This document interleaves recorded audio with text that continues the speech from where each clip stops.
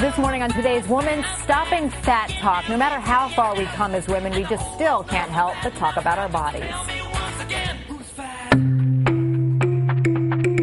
My hips are huge. Oh, please. I hate my calves. At least you guys can wear halters. I've got man shoulders. I have really bad breath in the morning. I really want to lose 3 pounds. Oh my God, what are you talking about? You're so skinny. Shut up. These sweatpants are all that fits me right now. You want to go to Taco Bell?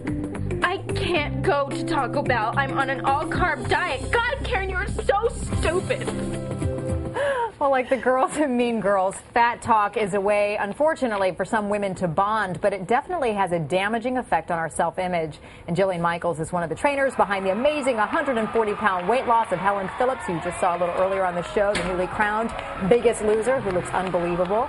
And this morning, she's here to tell us how we as women can cut out the fat talk because we need to. Jillian, good morning. Good morning. I was joking with the guys at the beginning of the show. I'm like, do you guys talk about your love handles? And they were like, what? What are you talking about? But we do as women. Yes. Why is it that we engage in fat talk? Well, we've become a society that shuns egotism and prizes modesty, but to what end? We as women need to reclaim our femininity and focus on the bigger picture instead of putting ourselves down. It serves no purpose. We have a much bigger agenda to tackle. We have a world to save here, ladies. Well, even women who aren't fat or don't have problems, as we saw in that little clip from Mean Girls, but that is kind of the reality. I mean, as women, one does it, then the other one feels she has to say, oh yeah, well you didn't see my thigh, or you didn't.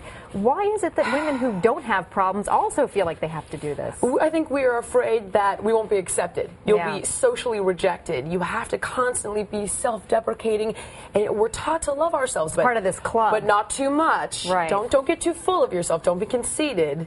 Yeah. It's disappointing. I mean, and research shows that 40% of women actually are struggling with their body image. So it goes to say that all this kind of fat talk is certainly not going to help you. So what are we doing to our self-esteem when we do put ourselves down like this, and especially in front of our friends and the public? Well, it transcends, because what happens is when you talk like this, you're unconsciously picking it up. It's affecting your attitude, which affects your behavior and your choices, and that dictates your reality. So it is damaging you personally, professionally, as well as physically. And unfortunately, a lot of women are doing this in front of their young girls. Yes. And that influences their self-esteem. Absolutely. Or if they see their moms always on a diet, what are they going to do, right? And that's the key for moms, is that you are your daughter's primary role model. You have to set an example.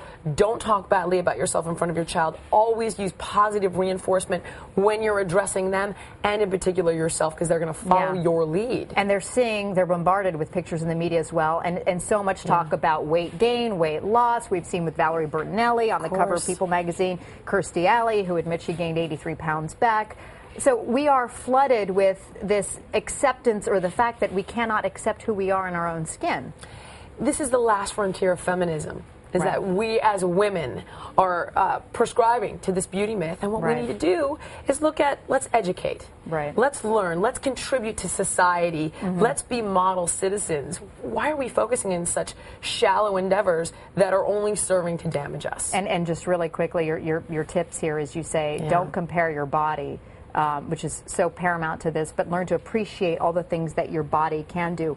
Childbirth, whatever it is, all these great moments in your life that your body knows what it's doing, right? Exactly. When we compare ourselves, we only set ourselves up to feel bad. You know, I could sit here all day long and say, well, I'm short and I'm stocky. It's ridiculous.